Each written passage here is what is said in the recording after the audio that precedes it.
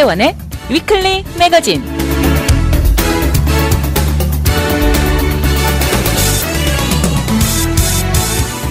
안녕하세요. 위클리 매거진의 문대원입니다. 날씨 좋은 일요일에는 아무래도 많은 사람들이 활발해져서인지 오후 트래픽은 보통 날보다 더 밀리는 경우가 많습니다. 이 많은 자동차들 다 어디로 가는 것일까 하고 생각하다 보면 본인도 그중 한 명이라는 생각에 슬그머니 웃음도 나옵니다. 일요일에 주로 쉬면서 집에 머무는 것을 좋아하는 스타일이 있는가 하면 일요일을 최대로 이용해 주중에 하지 못한 것들로 더 분주한 사람도 있을 것입니다. 본인은 어떤 스타일에 속한다고 생각하시는지요? 아무래도 주중에 밀린 피로를 풀고 몸과 마음, 회복에 더 무게를 두는 사람들이 많을 것 같다는 생각입니다. 그래도 스타일에 상관없이 주말은 늘 좋습니다.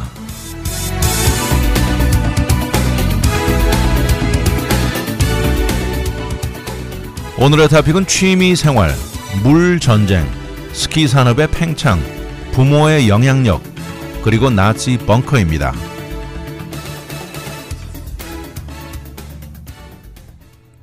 살면서 사람마다 차이는 다 있겠지만 다양한 취미생활을 갖고 있습니다. 그런데 특히 나이 들어가면서 즐기는 취미생활이 건강에도 아주 좋다는 것은 쉽게 이해가 되지요. 심지어 어떤 과학자들은 연구 결과를 통해서 강조하는데요. 이런 취미 생활이 이 정신 건강에 미치는 긍정적인 영향이 마치 직업을 가지고 활동하는 정도로 도움을 준다는 것입니다. 펜실베니아주에 사는 한 여성의 경우가 있습니다. 할머니를 정기적으로 방문하는데요. 이렇게 가서 보면 할머니는 늘 뜨개질을 좋아하신다는 것입니다.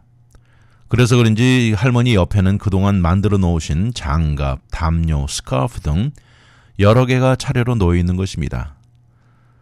그리고 이 모든 것은 조만간에 근방에 있는 칠드런스 하스피털이나 포스터 홈에 기부하신다는 것입니다. 할머니는 젊은 시절부터 무엇이든 만드는 것을 좋아하셨고요. 모든 종류의 공예를 좋아하셨습니다. 거기다 수채화 등 그림 그리는 것도 상당히 즐기신 분이라고 하는데 이런 모든 활동으로 인생에 많은 행복감을 느끼고 풍만한 삶을 살았다고 말씀하시는 것입니다. 이런 것들은 나머지 가족들에게도 어느 정도 영향을 주면서 이 여성의 어머니도 자녀들이 성장해서 나간 뒤 그림을 그리기 시작했다는 것입니다. 과학적으로도 창조적인 다양한 예술 활동은 여러 연구 결과가 보여주듯이 스트레스 호르몬, 코르티졸 레벨을 낮춰주고요. 이런 미술 아트 활동을 마친 뒤 연구 대상 사람들 중 75%의 경우에 코르티졸 레벨이 상당히 내려가 있는 것이 명확히 나타났습니다. 현실적으로도 사실 미술이나 공예 활동, 돈도 그다지 많이 들지 않고 쉽게 접근이 가능합니다. 인지능력 연구가인 닥터 헬렌 키스 박사가 있습니다. 키스 박사는 이 뜨개질, 그림 그리기 이런 것들은 필요한 도구도 별로 없고요. 실제 이것에 몰두할 수 있고 이런 것들은 정신적으로 마음을 가득 채워줄 수 있는 활동이다 이렇게 강조를 합니다. 최근에 키스 박사와 이 연구팀이 내놓은 연구 결과를 보면 이런 창의적인 활동을 참여하는 것은 절대적으로 웰빙을 높여준다고 이렇게 말을 합니다. 본인이 표현하고자 하는 공간 제공을 하고요. 성취감도 크게 높여준다고 강조합니다. 사실 예전에 수많은 연구 결과들이 이런 창의적인 예술이나 공예 활동이 정신건강에 문제가 있는 사람들에게 치유 방법이 될 수 있다는 것도 여러 번 나와 있었습니다. 그런데 이번에는 정신건강에 문제가 없는 정상적인 일반인들을 대상으로 이 연구에서 나온 결과라 흥미롭습니다. 이번 결과는 상당한 가치가 있다고 하면서 이것은 Frontiers in Public Health 저널에 실린 것입니다. 이번 연구는 2019년에서 2020년 사이 총 7,182명을 대상으로 연구가 이루어졌습니다. 우울증, 행복감, 인생의 만족도, 또 삶의 가치 있다는 생각 등 우리가 살아가는데 이 웰빙이라는 데 모든 요소들을 감안해서 측정한 것이죠. 결과를 보니까 예술이나 미술 공예 등 이런 취미를 즐기는 사람들의 경우에는 이런 웰빙 상태가 한층 더 좋았고요. 일반적으로 이런 미술이나 공예를 추구하는데 비교적 손쉽게 얻을 수 있다는 것을 가장 큰 장점으로 쳤습니다. 앞에 말씀드린 대로 이번 연구는 정신건강에 아무 문제가 없는 일반인들을 대상으로 이루어졌습니다. 이런 사람들에게 미술, 공예 같은 취미 생활이 웰빙을 가져다주고 외로움을 줄이는 데 큰 역할을 했다는 것입니다. 사실 사람들의 취향이 너무 다양하고 광범위해서 이 특별한 취미 몇 가지에만 집중하지는 않았다고 합니다. 광범위한 활동들과 레벨을 조사해서 또 어떤 것은 어떤 사람들에게 더 어울리고 어떤 것은 덜 어울리는지 모든 것도 감안되었습니다. 이렇게 참여했던 사람들 중 37%는 연구 기간 동안 최소한 활동을 한 가지 이상씩은 시작했습니다. 또 그들의 직장 상태, 건강, 삶의 가치를 질문했고요. 얼마에 한 번씩 외로움을 느끼는지, 또 인생의 행복감, 만족도는 어떤지를 모두 기록했습니다.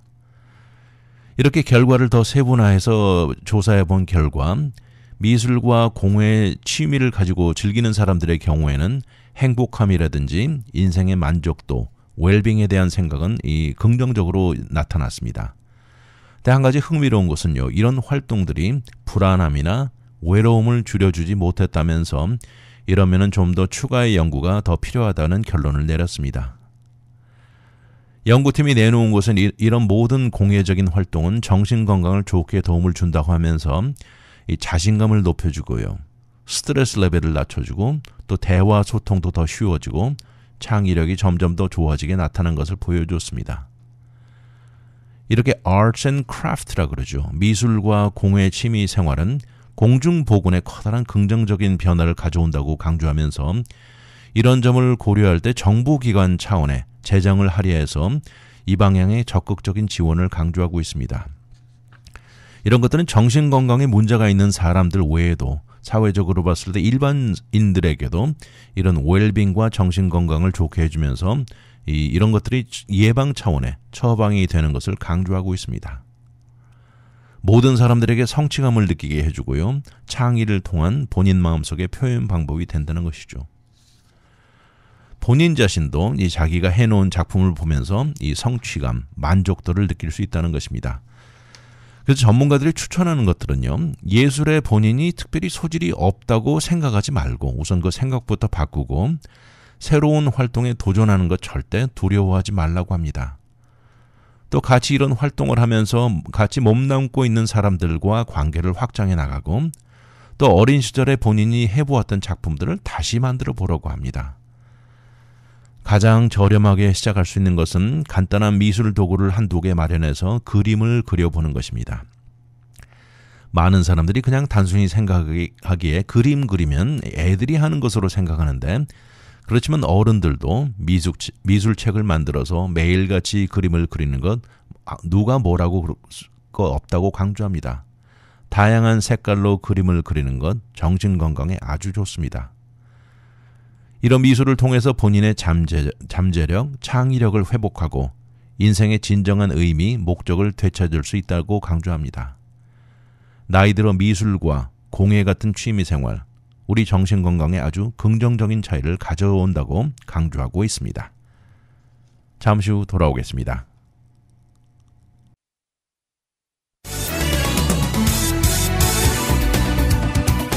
와이드 매거진 문대원의 위클리 매거진.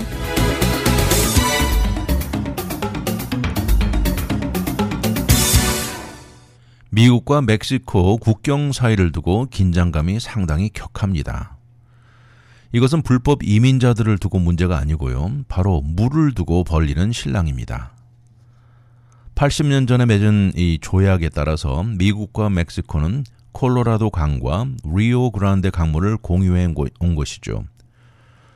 근데 지난 몇 년간 지속되는 가뭄, 그리고 아주 폭염의 기온들로 인해서 멕시코는 조약에 맺은 약속을 이것을 제대로 이용하지 못하면서 생겨난 문제입니다. 실제로 지금 멕시코가 이 약속을 이행할 확률은 거의 없다시피 하면서요. 문제는 더 강하게 대립되고 있습니다. 현 상태를 두고 멕시코 정부는 이것을 줄 것이 아무것도 없는데 어떻게 주느냐고 되묻고 있는 현실입니다. 이런 것은 가뭄에 목말라 가고 있는 텍사스주 남부 지역의 농부들에게는 도저히 받아들여질 수 없는 익스큐즈입니다. 멕시코로부터 약속대로 와야 하는 물이 중단되면서 극한 위기에 처해 있다고 소리 지르고 있습니다. 앞으로 이 지역 농장 미래를 완전히 파괴시킬 위기까지 왔다고 말합니다.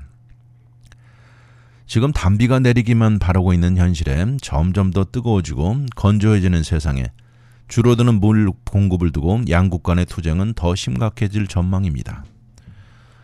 말씀드린 대로 1944년에 이 양국 간에 맺어진 조약에 따르면 멕시코는 리오그란데 강으로부터 매 5년마다 175만 에이커 피트 분량의 물을 미국으로 보내야 하고요. 반대로 미국은 콜로라도 강물 150만 에이커 피트 분량을 매년 보내기로 합의된 것입니다. 여기서 말하는 1 에이커 피트 분량 물이란 1에이커 면적의 농장에 1풋 깊이 물을 제공하는 양입니다. 이것은 두 국가 간에 엄청난 양의 물을 교환하는 것인데요. 멕시코는 매년 490만 빌리언 갤런, 그리고 미국은 매 5년마다 570 빌리언 갤런을 받게 되는 것이죠. 그런데 이런 조약 하에도 이 멕시코가 이런 약속을 지키지 못하기 시작한 지 이미 수년이 지나갔습니다. 멕시코의 대표적인 강이 리오그란데인데요. 이 강은 북미 최고 강 중 하나입니다. 콜로라도 럭키 산맥에서 시작해서 1900마일 길이로 미국 내 3개 주, 그리고 멕시코 5개 주를 거치면서 멕시코만, 걸프 오브 멕시코에서 끝나는 강입니다. 멕시코는 지난 수년 동안 기후변화로 인한 가뭄에 금방 농부들에게 더 시급해진 물 공급에 또 이 지역에 늘어나는 인구에 대응하면서 강물 사용을 한계선을 넘어 사용한 것이죠. 기후변화는 지금 산 위에 쌓여있는 이 마운틴 스노우팩을 줄이고 이로 인해서 내려오는 강물도 크게 하락해버린 것입니다. 실제로 이런 리오그란데의 예측하기 어려운 상황이 줄곧 있었기 때문에 이런 역사로 인해서 1944년 조약이 맺어질 당시 이것을 감안했습니다. 그래서 멕시코에서 미국으로 주는 물은 매 5년으로 정해놓은 것이죠. 이렇게 해서 조약 이후에 첫 번 40에서 50년 동안은 모든 것이 순조롭게 진행됐습니다. 그러다 1990년대 들어서 변화가 일어나기 시작했죠. 강으로 흘러 들어오는 강물이 줄어들기 시작했고, 이런 것은 미국도 콜로라도 강물이 줄어들면서 주위 몇 개의 주들이 힘들어졌는데, 이런 상황은 20세기 초 조약이 맺어질 당시 의존된 데이터에 너무 맞지 않게 변한 것입니다. 어느 정도 단기간의 가뭄은 감안되었지만요, 이렇게 현재 우리가 겪고 있는 수십 년 동안 기후변화로 이어지는 거대한 가뭄은 상상도 하지 못했던 것이죠.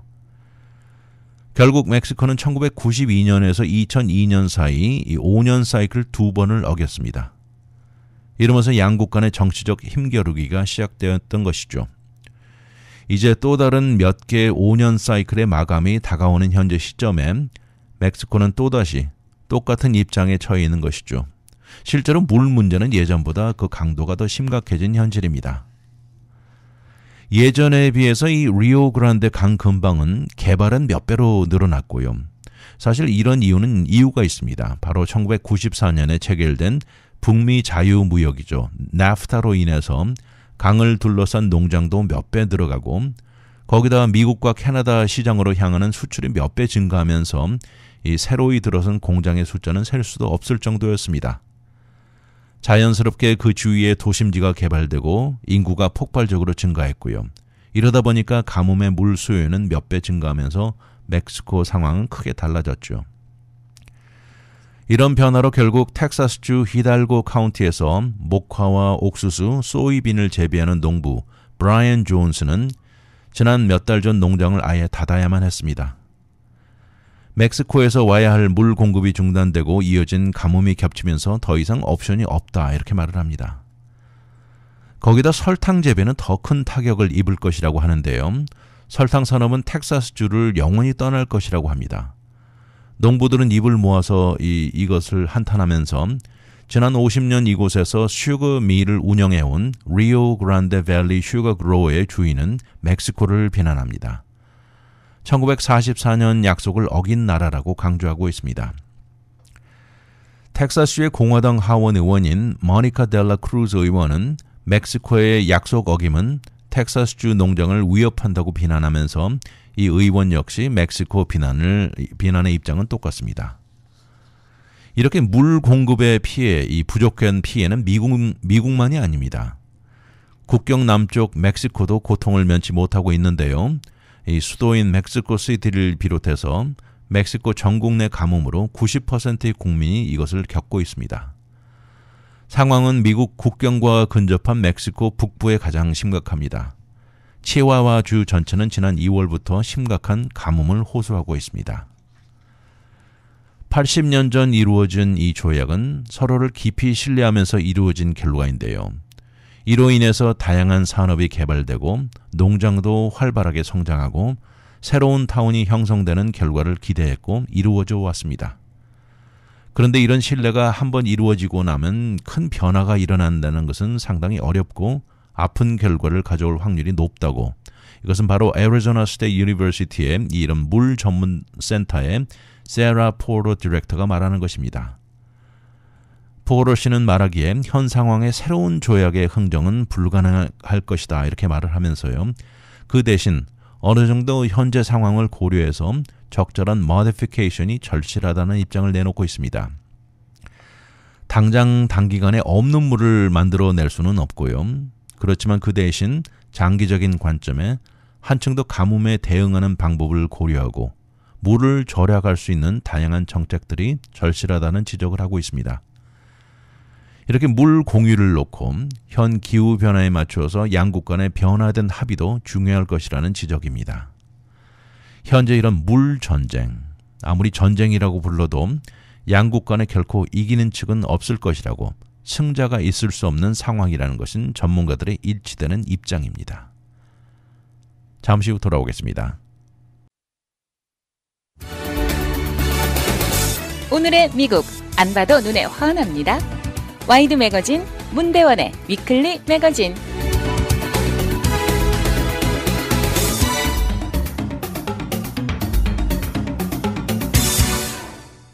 뉴욕에서 유타에 걸쳐 전국적으로 올겨울에 스키 산업계는 큰 기대를 걸고 있습니다.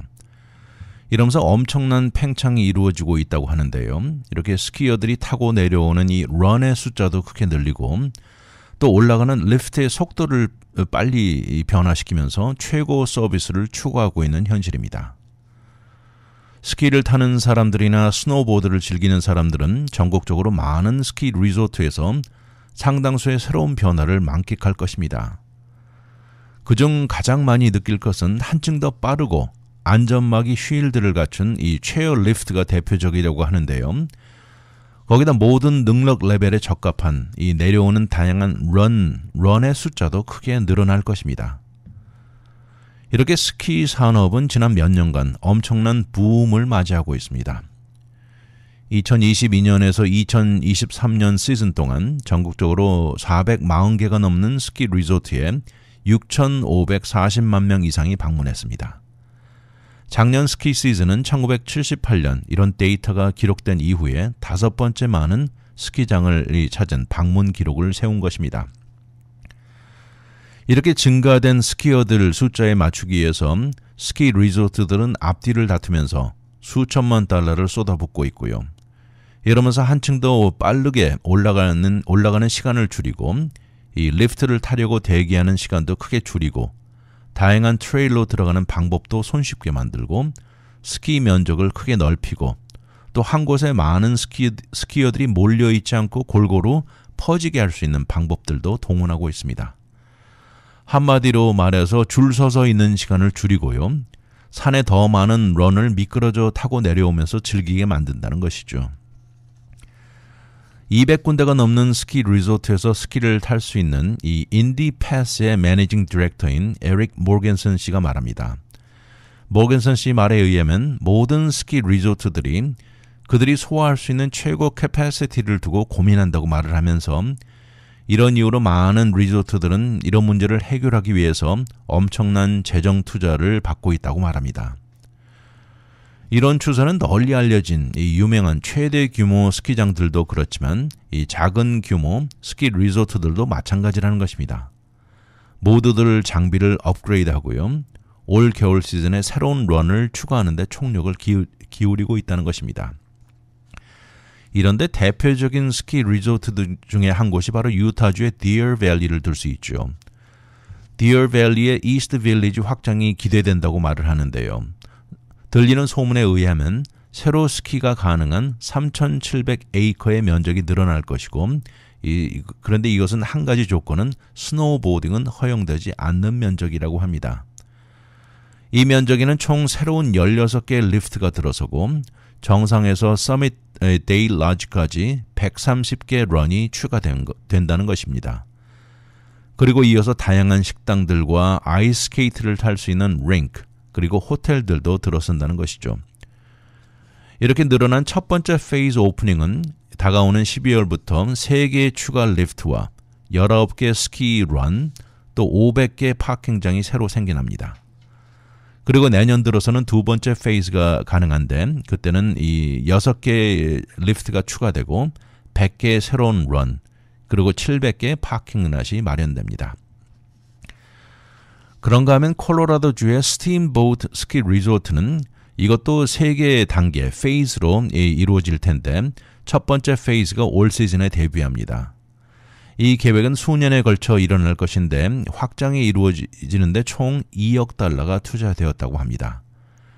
이곳은 사실 콜로라도주에서 에스펜에 이어 두 번째 규모 스키 리조트입니다. 이것도 다양한 레벨의 런들이 줄줄이 들어설 것입니다. 사실 스키장에는 초보자들도 많이 찾지만 최고 속도의 챌린지를 기대하는 이 사람들도 많다는 것이죠. 그래서 모든 레벨 스키를 즐기는 장소가 되어야 한다고 강조합니다. 이렇게 늘어날 수천 명의 스키어들을 위해서 정상에 한층 더 빠른 속도로 이동하기 위해서 와일드 블루 건돌라의 두 번째 섹션을 열었다는 것입니다. 이것은 북미에서 10명이 타는 가장 길고 빠른 건돌라로 기록되고 있습니다. 거기다 제공되는 음식 종류나 질적인 차원의 큰 변화를 갖추고 올 시즌 스키어들을 기다리고 있습니다. 다른 수많은 스키 리조트들은 디어밸리나 스팀보트만큼 스케일은 아니어도 확장과 업그레이드를 단행하면서 이번 시즌을 기대하고 있습니다. 그 중에 콜로라도의 카퍼 마운틴에서는 4명이 타는 리프트를 초고속 6명이 타는 리프트로 교환하고요. 이러면서 한층 더 신속하게 사람들을 움직이게 할 준비를 완료했습니다. 또 에스펜에서는 스키 리프트를 타는 방법을 20% 증가시켜 어디서든 이 리프트를 타는데 한결 더 수월하게 만들었습니다. 키스톤 역시 500에이커의 스키 면적을 늘리고 익스프레스 리프트는 역시 당연히 갖추었습니다. 뉴욕주로 넘어가서 업스테이트 헌터 마운틴 리조트에서도 비슷한 변화를 보여주고 있는데요. 4명이 타던 리프트를 6명이 타는 브로드웨이 익스프레스로 바꿨고 이러면서 사람 움직이는 캐파시티를 2배로 증가시킨다는 것입니다. 몬타나주의 빅스카이 리조트는 10년 계획으로 6명이 타던 리프트를 매디슨 8이라는 이 새로운 리프트를 갖추면서 이것은 사실 이 리프트의 좌석에 히터가 나오고요. 허리까지 감싸는 안전장치도 갖추었다는 것입니다. 이렇게 되면서 1시간에 2,745명을 정상에 올릴 수 있다고 하면서 이 올라가는 데 걸리는 시간을 30%나 줄여주는 것이라고 말합니다. 미시간주의 보인 마운틴이 가장 강조하는 것은 이곳은 미 중서부의 최첨단 기술의 리프트 인프라스트럭처를 가지고 있다고 내세우고 있고요. 이 지역에서 가장 빠른 리프트를 갖췄다고 강조하고 있습니다. 현재 매년 스키장 리프트 티켓 가격은 엄청나게 뛰어오르고 막상 리프트를 기다리는 줄은 길게 늘어서면서 짜증스러운 적이 많은 것도 현실입니다. 이것에 대응하는 스키장들도 늘어나고 있습니다. 다가오는 12월부터 덴버 지역의 아라파호 베이슨에서는 파킹을 미리 레저베이션하는 시스템도 도입하고요. 이 모바일 앱을 이용해서 리프트 티켓 구입을 가능하게 해주고요. 이 모든 것이 스무드하게 진행되게 만들 계획입니다. 이렇게 마이 에픽 앱을 이용해 구입한 리프트 티켓을 사서 그냥 리프트로 가서 스캐닝을 통해서 타고 올라가는 것입니다. 그리고 셀폰이 재킷이나 바지 주머니에만 있다면 스캔이 충분하다고 강조합니다. 여기다 리프트 티켓 가격을 조절하는 차원의 미션 어포더블 프라이싱을 통해서 버지니아주의 윈터그린 리조트, 또 몬타나주의 위스프, 뉴햄셔주의 레기드 마운틴 리조트, 그리고 버먼주의 J.Peak 모두 리프트 가격을 낮추었거나 아니면 작년과 같은 가격에 묶어놓고 대기 중이라고 강조합니다. 거기다 여러 군데 리조트를 한꺼번에 사용이 가능한 멀티 리조트 패스도 제공되고 있습니다. 지난 4년 동안 리프트켓 가격이 크게 올랐다면서 이제 많은 리조트들과 커스터머들이 가격 상승을 저항하고 있는 현실입니다. 올 시즌 스키 산업계는 엄청난 부음을 예상하면서 대대적인 변화와 확장으로 준비를 완료하고 기대에 차 있는 모습입니다. 잠시 후 돌아오겠습니다.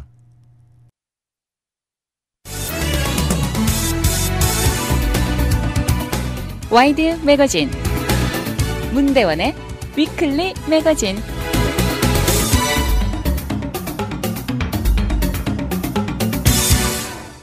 아이들 키우면서 매번 느끼는 것인데요. 아이들은 모든 것을 부모 흉내를 낸다는 것이죠. 이런 면에 늘 셀폰 스크린을 들여다보고 있는 부모를 보면서 성장하는 아이들은 이런 모습이 자연스럽게 자리 잡는 것입니다. 이런 습관은 아이가 성장하는 과정에 언어 발달을 저조시킨다는 최근 연구 결과가 흥미롭습니다.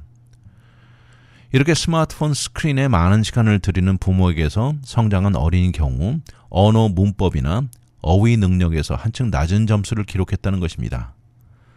이번 연구는 에스토니아 어린이를 대상으로 이루어졌는데요. 2살 반에서 4살 사이에 421명의 어린이를 대상으로 이루어졌습니다. 결과는 지난주 Frontiers in Developmental Psychology 저널에 실렸는데요. 결과를 두고 많은 전문가들이 동의합니다. 아이가 태어나서 언어를 배우는데 부모의 역할이 최고 중요한 요소라는 점을 감안하면 당연한 결과라는 것이죠. 부모나 어린이의 집중이 셀폰 스크린에 가 있는 경우에는 아무래도 그 집안에는 대화가 적을 것이고요.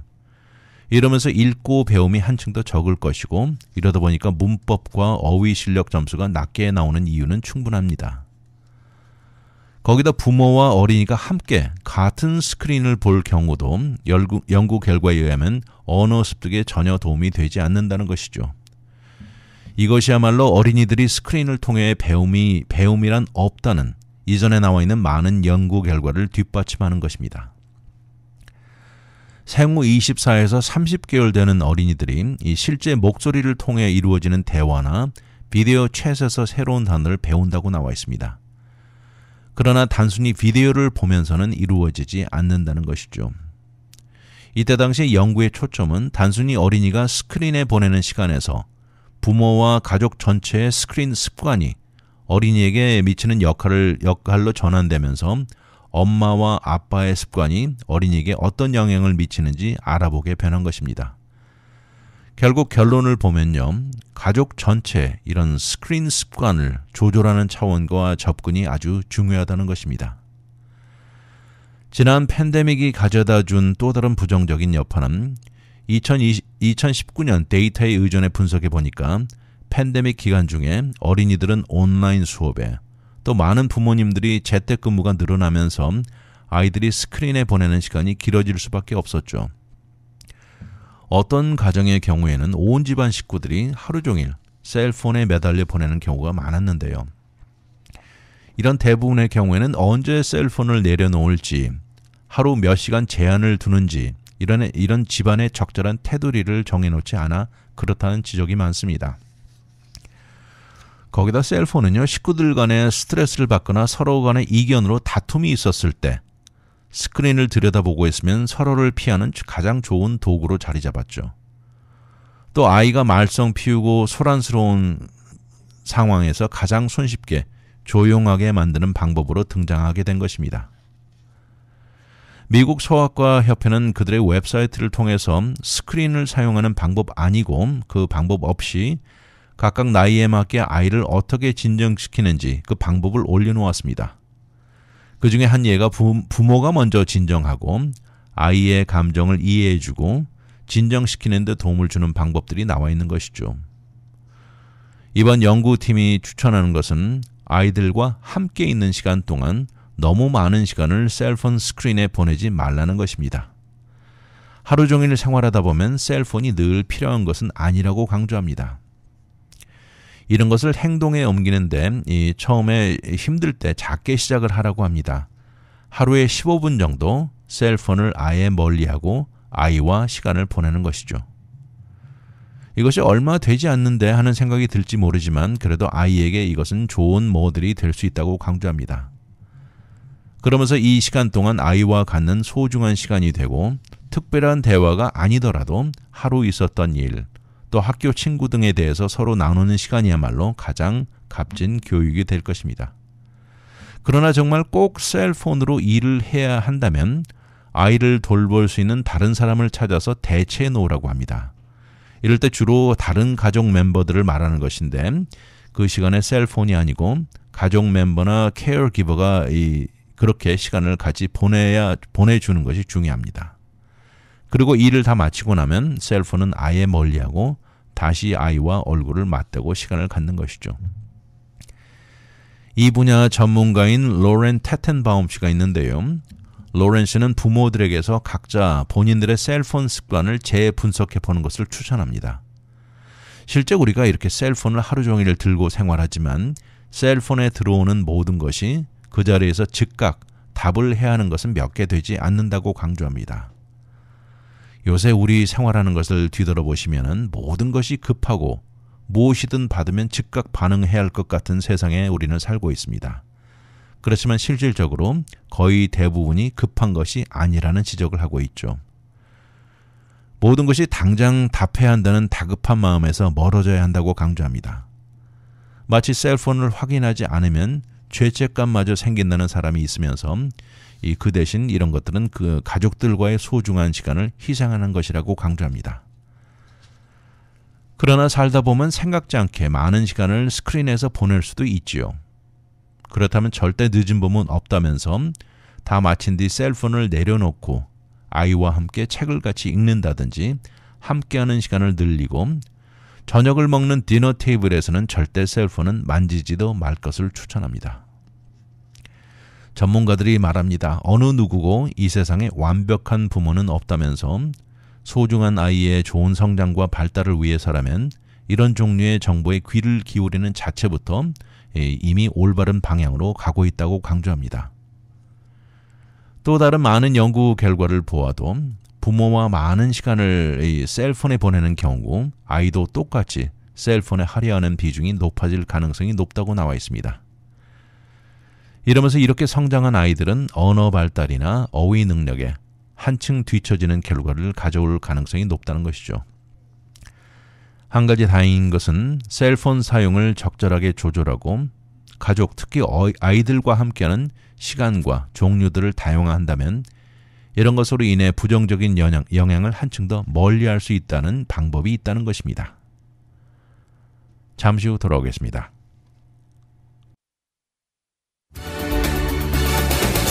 오늘의 미국 안 봐도 눈에 환합니다. 와이드 매거진 문대원의 위클리 매거진.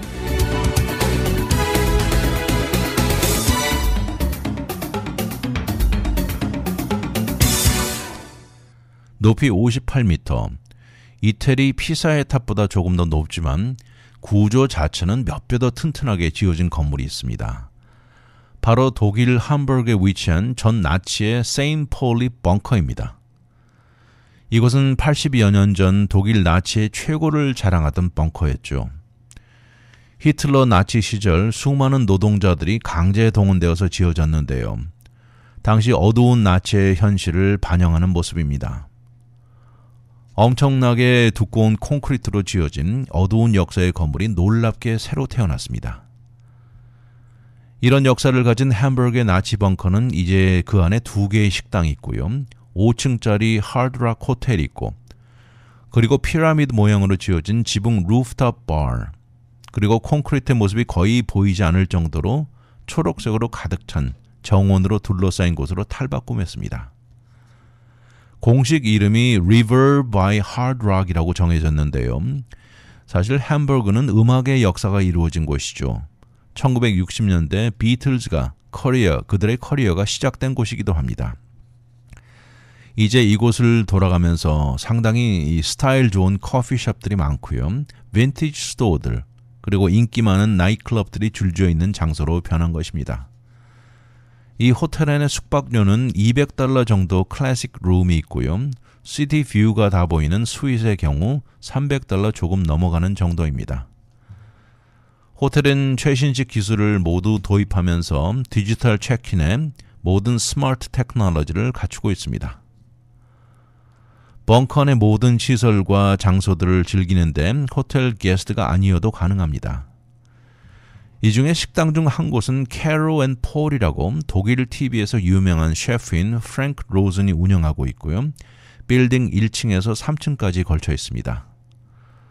또 스페니쉬어로 리빙룸이라는 의미의 라살라 이 식당은 5층에 위치하고 있고요. 기가 막힌 뷰와 인터내셔널 메뉴로 가득 차 있습니다. 그리고 꼭대기에는 그린비니 루프 가든이 있는데 이곳은 바가 있고요. 바는 물론이고 건물 전체를 돌 수 있는 코스도 있는데 이곳은 일반인들도 무료로 올라갈 수 있는 곳입니다. 이것은 2차 대전 당시 비행기를 격추시키는 것이 주 목적인 이 엔타이크래프트 벙커로 지어진 타워인데요. 이것은 1940년 영국이 베를린 폭격 이후 지어진 것입니다. 이제 비행기를 향했던 엔타이크래프트 건이 있던 자리에는 사과 나무들이 자라고 있습니다. 7만 6천 톤이 넘는 거대한 콘크리트 덩어리로 지어진 벙커인데요. 이 두께만 2.5m가 넘게 두껍습니다. 이런 이유 때문에 쉽게 헐 수 있는 건물이 아니었죠. 이 중 완전하게 파괴된 곳은 베를린 동물원에 있는 것이고 나머지 위치는 모두 인구 밀도가 너무 높은 도심지 안에 있어서 이것들을 파괴하는 데 사용되는 폭발물은 주위에 미치는 위험도가 너무 높다는 것이죠. 사실 이것을 두고 독일 정부는 어떻게 처리할지를 두고 오랫동안 고민해 왔습니다. 파괴시킨다는 일이 절대 쉽지 않은 이유가 가장 큰 것이었는데요. 5층 높이 건물에 해당하는 콘크리트 구조물, 절대 파괴시키는 것 만만한 일이 아니었죠. 그러니 이런 호텔의 식당들, 이런 용도를 변형시키는 것이 좋은 아이디어로 자리 잡게 됐고요. 어떻게 보면 유일한 옵션이라는 의견이 대부분이었습니다. 그리고 이곳에 초록색 가든을 넣자는 아이디어도 많았는데 이것이야말로 나치 독일 악몽을 덮을 수 있는 유일한 긍정적인 옵션이다라는 의견이 많았습니다. 이때 당시 2차 대전 당시에 이런 타워가 총 8개가 지어졌다고 하는데요. 3개는 베를린에, 2개는 함버그, 3개는 비엔나에 지어졌습니다. 베를린에 있던 것은 그때 당시 나치 정부의 헤드쿼터를 지키는 목적이었고요. 이 함버그에는 항구시설을 방어하는 목적이 컸다고 합니다. 그리고 비엔나에는 역사적인 센터들을 많아서인데 히틀러가 이것을 아주 좋아했던 이유로 벙커 위치가 정해진 것입니다. 이곳들은 적군 비행기를 겨냥하는 것 외에도 폭격을 피하는 대피 목적도 있었고요. 히틀러의 선전 차원의 파워를 상징하는 의미도 가지고 있었다고 전문가들이 말합니다. 2차 대전 전쟁이 막 끝났을 당시 1945년이죠. 함버그의 이곳은 노숙자들을 수용하기에 사용되기도 했고 이어서 1950년대에는 방송계통 또는 광고회사 오피스 스페이스로 사용된 역사도 있습니다. 최근 들어서는 1층에 나이트클럽 그리고 라디오 방송국, 운동 GM들이 들어와서 비즈니스를 하기도 한 기록도 있습니다. 그러다가 2019년 와서 함버그 시 차원의 개발 아이디어들이 생겨났습니다. 그러면서 민간 투자가 활발히 이루어지고요. 어두운 역사 건물이 새로 태어나는데 가장 중요한 변화가 일어난 것이죠. 이러는 과정에 전쟁이 막 끝나고 이 안에서 살았던 사람들 중 생존자 중 그들의 증언을 모으고 1942년 당시 단 300일 만에 건설을 마쳐야 했던 강제 노동자들 수백 명의 증언들도 모두 수집한 것입니다. 이제 건물 1층에는 이곳의 역사를 알리는 엑스비션 장소도 들어가 있습니다. 이렇게 영국이 함버그 폭격을 단행할 당시 이곳에서 살았던 이제 72살이 된 브리짓 슐츠는 완전히 새롭게 단장한 벙커를 보면서 놀라움을 감추지 못합니다.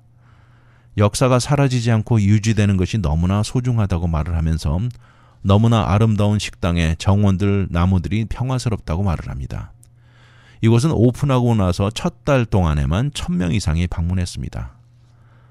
함버그에 위치한 또 다른 벙커는요, 소규모 발전소 파워 스테이션으로 변형되면서 재생 기술을 이용해 대체 에너지 생산하는 공장으로 변했습니다.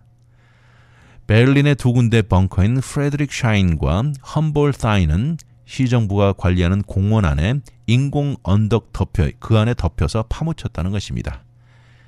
이제 어두운 역사를 뒤로 하고 신선하고 화려한 식당에 호텔로 탈바꿈한 이 빌딩에 이곳 역사를 더 알고 싶어하는 사람이라면 1층 전시관에서 모든 스토리를 접할 수 있습니다.